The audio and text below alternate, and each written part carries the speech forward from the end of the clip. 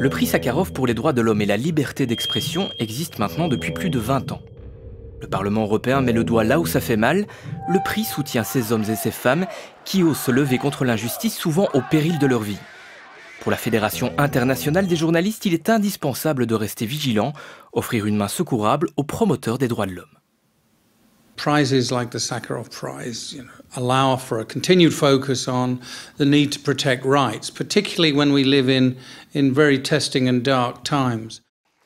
Depuis 1988, le prix récompense les opposants au régime non démocratique, les ONG et hommes politiques pour la qualité exceptionnelle de leur action. Shanana Gujmao, Ibrahim Rugova et Kofi Annan ont marqué l'histoire du prix. Une récompense en mémoire du prix Nobel de la paix, Andrei Dmitrievitch Sakharov, physicien nucléaire russe. Décédé en 1989, il a milité toute sa vie pour les droits de l'homme et les libertés civiles. Nelson Mandela a été le premier à remporter le prix.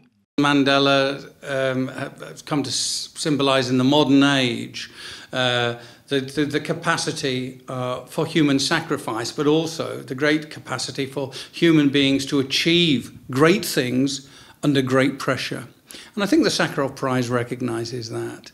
So I believe that the Sakharov Prize needs to be presented and it needs to be seen as a signal to the world that we need to work together more to defend human rights and particularly press freedom.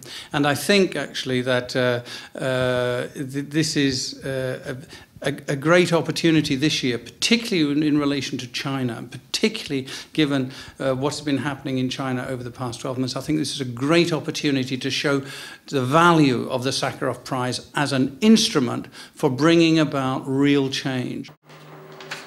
En 2008, Hu Jia, militant et dissident de la République populaire de Chine, a remporté le prix. La cérémonie a eu lieu en 2008 à Strasbourg en son absence. Parmi les lauréats, Aung San Suu Kyi a été récompensée par le Parlement. Leader de la Ligue nationale pour la démocratie en Birmanie, elle a été emprisonnée par la junte militaire au pouvoir. Réduite au silence en 1990, le Parlement a entendu son appel en faveur de la démocratie. Le lauréat 2006, Alexandre Milinkevitch, a consacré sa vie à transformer son pays en un État démocratique.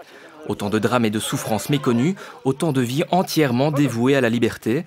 De l'Afrique du Sud à la Chine, en passant par l'Amérique latine, politique et médias se rejoignent. There is a moment in all of the love and hatred that goes on between politics and media, is that there is a moment when media and politicians are brought together around a sort of common aim and a common objective. That is to defend human rights and to support those individuals who are taking risks in order to protect our liberties. Mais le prix ne restera-t-il qu'un feu d'artifice dans une nuit noire ? Les députés européens devront faire une analyse de ces dernières années en ce qui concerne les droits de l'homme. Le prix s'accompagne d'une somme de 50 000 €, c'est vrai, mais Aung San Suu Kyi et Hu Jia sont encore en prison. Le prix a-t-il vraiment changé la vie de ces lauréats dans leur pays ?